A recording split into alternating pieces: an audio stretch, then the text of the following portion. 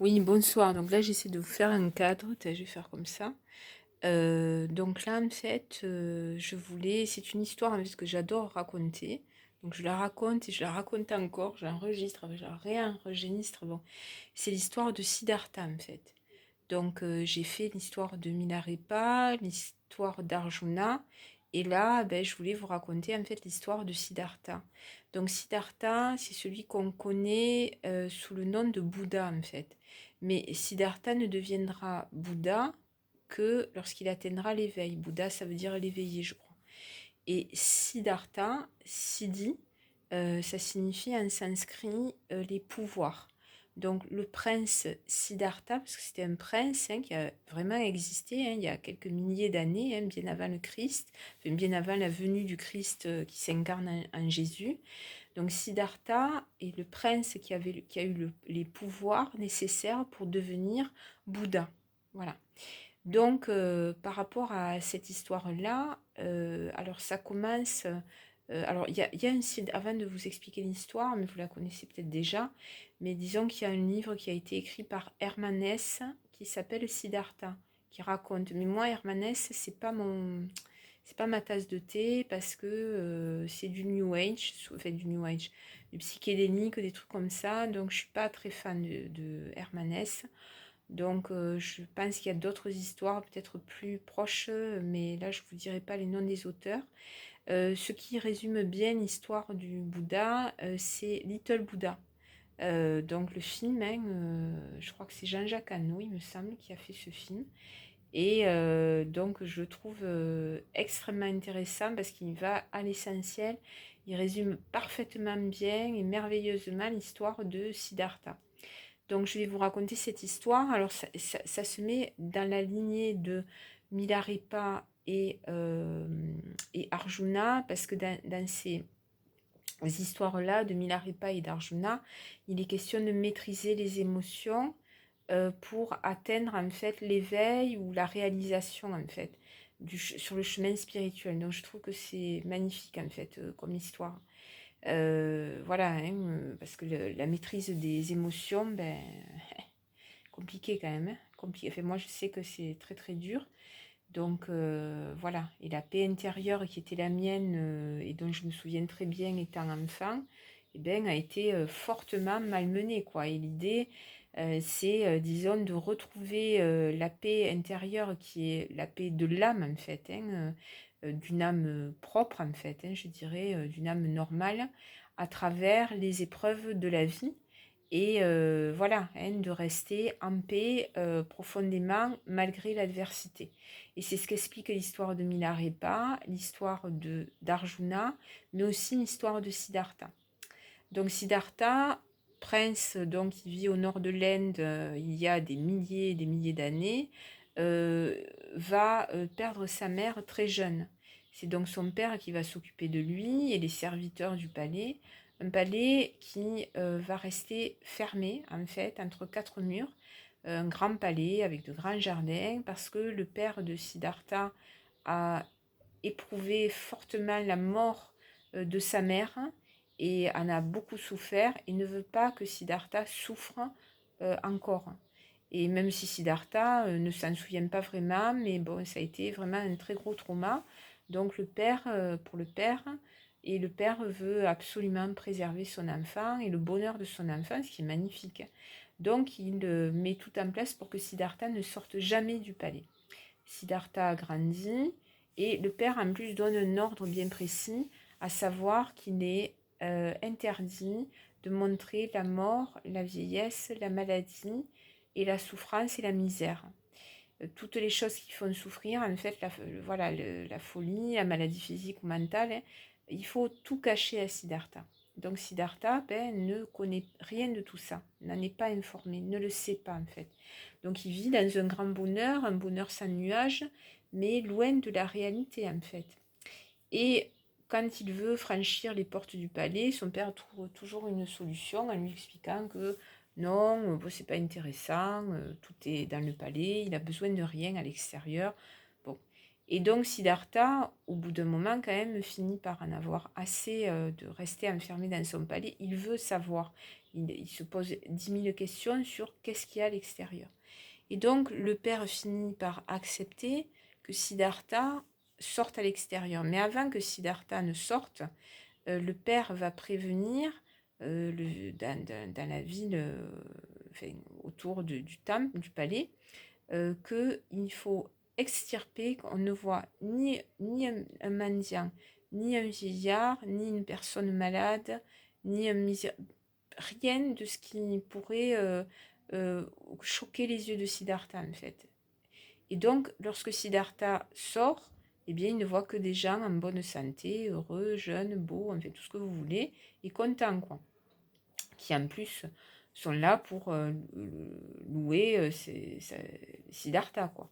Sauf qu'au milieu de la foule, il y a un vieillard. Et un vieillard pauvre, en souffrance, et qu'on chasse en fait. Mais Siddhartha voit bien qu'il est choqué par cette image-là, il n'a jamais vu. Et donc, il quitte la foule, en fait, et il va suivre, en fait, les traces. Il essaye de retrouver ce vieillard. Et il y a son serviteur et son fidèle serviteur qui essaye de l'empêcher d'aller vers ça, vers l'envers du décor. Mais Siddhartha finit par le convaincre de l'accompagner. Et le serviteur ne peut pas faire autrement que d'accompagner Siddhartha. Et en moins d'1 heure, Siddhartha va voir tout ce qu'il n'a jamais vu en 20 ans, c'est-à-dire la souffrance, la maladie, la misère, la mort, enfin les bûchers crématoires, enfin tout, quoi. Le deuil, tout, tout, tout. Donc il est profondément choqué et surtout quand il approche une léproserie où les léprons tous été mis ben, à l'extérieur, dans des conditions, ils meurent, dans des souffrances, pas, ils agonisent en fait. Siddhartha ne le supporte pas, il est pris d'une très très grande compassion et il est tellement choqué, il dit à son serviteur, je ne peux pas, on ne peut pas, le monde ne peut pas supporter ça. Il faut trouver un remède en fait. Il faut trouver un remède à la souffrance. Donc Siddhartha retourne dans le palais, confronte son père. Il se rend compte que son père, eh bien, couvre sa vieillesse, enfin le temps qui passe par des maquillages, par des teintures. Il fait semblant, et toutes ses douleurs, il cache ses douleurs, enfin bon. Et Siddhartha lui dit, mais pourquoi, quoi? Et le père, bon, dit, voilà, il lui explique, hein, je voulais pas que tu vois ça, et je t'interdis de quitter le palais. Donc les portes du palais se referment, les gardiens sont là pour garder les portes 24 heures sur 24 et empêcher Siddhartha de repartir. Sauf que le palais tombe comme une sorte d'enchantement et tout le monde s'endort profondément, profondément. Et Siddhartha est le seul à rester éveillé, bon c'est symbolique bien sûr, et va réussir à quitter le palais dans la nuit et part sur les routes. Et sur les routes, Siddhartha va rencontrer tout ce qu'il a déjà vu, hein, et subir dans sa grande compassion la souffrance des autres en fait. Hein. Et donc, au bout d'un moment, d'une route pénible, difficile, hein, puisqu'il vivait comme un pacha, hein, donc là il se retrouve comme un mendiant, hein, Siddhartha va rencontrer un groupe de yogis qui vivent en groupe dans de grandes privations, récitant des mantras toute la journée. Et le but de ces yogis, c'est aussi de mettre un terme à la souffrance. Et pour eux, le seul moyen, c'est d'atteindre le nirvana. Donc, Siddhartha, qui ne sait pas encore exactement, mais qui veut voir en fait comment ça fonctionne, va se mettre comme les yogis. Il va donc suivre tout le processus yogique hein, pour atteindre le nirvana, à savoir l'âme quitte le corps qui n'est qu'un véhicule et le but étant de ne surtout pas se réincarner en fait hein, pour ne plus vivre la souffrance. Et Siddhartha va vivre ça pendant des années et des années, hein, suivre vraiment les enseignements pour quitter son corps, bon, tout le hatha yoga, tout ça, les privations. Et à force de privation, bon, il dépérit hein, et une jeune femme voit qu'il est vraiment en décrépitude, s'approche de lui donne un bol de riz, il mange avec une grande gratitude, il en éprouve une joie profonde. Et donc là, il comprend en fait que la voie qu'il prend n'est pas celle qu'il souhaite. Donc il dit au revoir aux yogis qui sont très en colère, hein, qui le prennent vraiment pour une trahison, et reprend la route. Il continue bon, la voie yogique n'est pas celle qu'il souhaitait, hein. Et Siddhartha va rencontrer Mara, je crois, il s'appelle Mara. Et Mara est un homme riche et qui lui propose en fait une voie absolument opposée à celle qu'il a vécue, c'est-à-dire la voie du contentement de tous les plaisirs et tous les désirs. Et donc, en lui expliquant que le fait disons, de satisfaire tous ses désirs et tous ses plaisirs, de faire vraiment le contraire du renoncement, est la voie de la libération. Que c'est comme ça, en fait, à force, les désirs vont disparaître. À force, les désirs vont tomber de lui, et puis, du coup, eh ben, il va enfin atteindre le bonheur, enfin, et l'équilibre, quoi. Donc Siddhartha se met dans la voie de Rama, sauf que le temps passe aussi, et Siddhartha finit par se rendre compte que la seule chose qu'il a obtenue, c'est une torpeur de l'âme totale en fait, hein. Et donc ça ne lui convient pas, il décide de quitter Rama en fait, hein. Sauf que Rama, quand Siddhartha lui dit bon, je reprends ma route, hein, merci pour ton accueil, Rama lui dit mais tu as passé un pacte avec moi et maintenant tu es à mon service, tu es mon esclave en fait, tu n'as pas compris. Et Rama prend sa vraie apparence, c'est-à-dire une apparence de démon en fait. Rama est un démon et il était là pour perdre Siddhartha, hein, complètement, hein, sur la voie que Siddhartha essayait de prendre, hein, une voie de libération en fait, mais pas dans le nirvana. Donc Siddhartha se souvient que les yogis lui ont appris la méditation, le calme en fait, hein. Donc il se met en position de lotus et il reste calme face à la violence de Rama, qui déploie toute sa haine, des tempêtes, une rage terrible, enfin la rage démoniaque d'un PN, quoi, et d'un pervers narcissique. Et donc Siddhartha reste paisible, extrêmement paisible. Rien ne le perturbe, ni la violence, ni la haine, ni la rage. Rien, rien, rien ne le perturbe. Il reste calme, calme et tranquille. Et Rama finit par comprendre que ça ne fonctionne pas, hein, que toute sa violence et sa haine ne fonctionnent pas. Donc il tente autre chose. Et cette autre chose, comme tout bon démon, ou PN si vous préférez, Asura, hein, on dit en sanskrit, Asura, A-S-U-R-A, Rama se calme et prend l'apparence de Siddhartha. Voilà. Et donc, vous savez, le mimétisme, hein, des pervers. Donc, Rama prend l'apparence de Siddhartha, devient extrêmement calme et lui dit « Mais regarde, je suis ton ami, toi et moi, c'est la même chose. » Sauf que Siddhartha a bien compris que Rama était un démon. Et qui dit démon dit vide intérieur, pas d'être intérieur, donc une illusion totale, comme l'est le PN, hein, c'est une illusion en fait, hein. Quels que soient ses degrés de violence, de haine et de tout ce que vous voulez, il reste une illusion. Et donc Siddhartha comprend et dit « Toi et moi, nous sommes diamétralement opposés, la terre m'en est témoin. » Et là, la terre et le ciel, je ne sais plus, j'en appelle la terre et le ciel à témoin. Et c'est une phrase, bon là, il faudrait que je l'analyse parce que je ne l'ai pas forcément comprise. Mais là, Rama se dissout en fait, hein, c'est-à-dire il n'a aucune intégrité, c'est un démon, une illusion, donc il disparaît. Il est détruit, voilà, il devient une poussière en fait, hein, chassé par le vent en plus.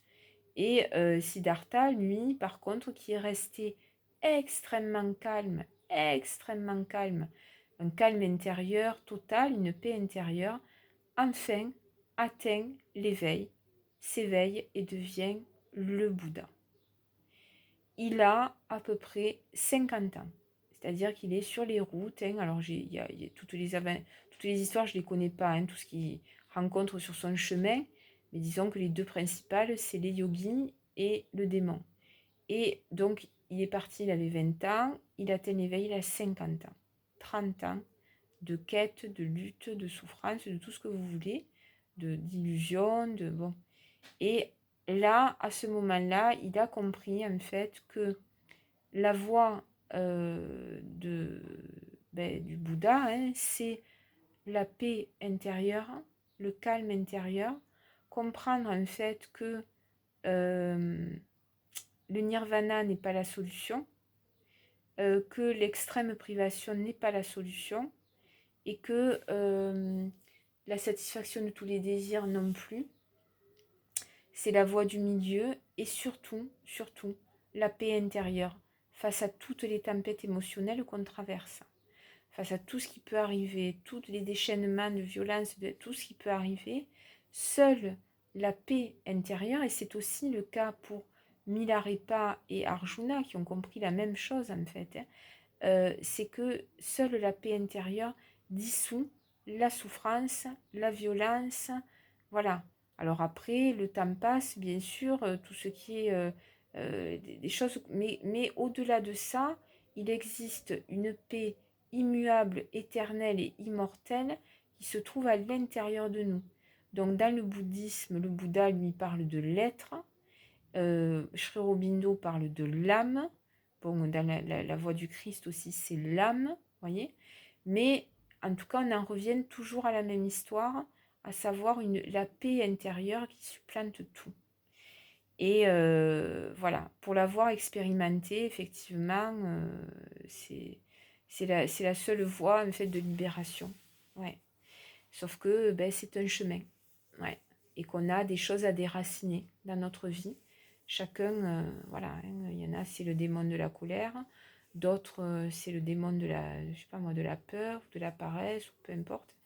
Mais voilà, il y a un travail à faire. Bon. Et donc, Siddhartha, qui est devenu le Bouddha, va enseigner jusqu'à 57 ans. Il va avoir des disciples, en fait, hein, qui vont venir apprendre, en fait, comme les disciples du Christ, hein, c'est le même principe, et qui seront là pour porter, en fait, la parole et les connaissances et les siddhis de Siddhartha devenu le Bouddha. À 57 ans, on dit que le Bouddha donc quitte le plan terrestre pour rejoindre le plan céleste comme le Christ dans un corps de gloire. Et à partir de là, dans un monde céleste qui est le monde du Bouddha, il va, disons, son énergie continue à émettre en fait et à enseigner ceux qui sont en quête de ça.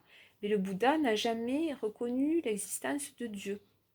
Voilà, hein, il a son propre monde en fait. Hein, je ne sais pas pourquoi, mais sa voix était une voix différente en fait. Hein, mais il est reconnu comme étant un acteur du monde céleste.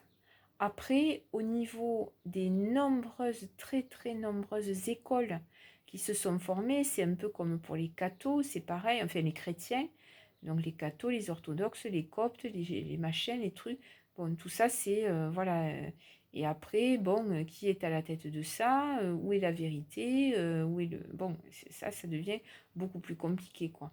Le bouddhisme tibétain, le bouddhisme zen, le bouddhisme... Tout ça, c'est très compliqué, enfin, moi je trouve. Voilà, donc, mais Siddhartha était un chercheur de vérité, bon, voilà, qu'il a trouvé, qu'il a vraiment trouvé. Mm. Donc, si vous voulez vous lancer dans la voie du Bouddha, bon, pourquoi pas, hein, pourquoi pas. Mais que ce soit le Bouddha, le Christ, Sri Aurobindo, enfin yoga intégral, l'islam, le soufisme, le judaïsme. Enfin, bon, courant religieux ou spirituel, ce qui n'est pas tout à fait la même chose. Hein. Mais de toute façon, l'idée, c'est le centre de l'être intérieur en fait. C'est ça qui est important. C'est le cœur en fait de ce que nous sommes et surtout la paix intérieure. Et c'est là qu'est la grande violence en fait hein, des pervers narcissiques et des narcissiques, hein, c'est que ils sont à un stade qui est irrattrapable. irrattrapables. Et donc, ça fait d'eux des êtres qui, voilà, qui ne voient pas... bon, enfin, bref. Et donc, pour eux, c'est une chute totale. Et le problème, c'est entraîner, comme Rama, le démon, hein, qui essaye d'entraîner Siddhartha, qui est quand même un être pur, dans toutes les défaillances possibles, imaginables, quoi, hein. La voie des yogis, bon, c'était pas la voie de Siddhartha, hein, même si je dirais que le nirvana est vraiment une réalité, hein, concrète. Alors, Sri Aurobindo disait aussi que le nirvana n'était pas le top du top parce que ça laissait le monde dans sa souffrance, en fait, dans sa douleur. Rien n'était réglé. On atteignait son salut personnel et on laissait tout le monde en bas dans la merde, quoi. Et donc, lui, avec la voix du supramental, l'idée, c'est quand même de délivrer aussi la terre de sa souffrance. Et mais c'est une voie qui est extrêmement difficile, mais la voie du Bouddha aussi, la voie du Christ, pareil, hein. C'est très dur, sachant que le monde est dans un état qui est un état complètement archaïque, je dirais. On est loin du compte, hein, loin des libérations dans la matière, je dirais, dans le monde, quoi. Mm. Pas évident, pas évident. Mais bon, ça existe vraiment.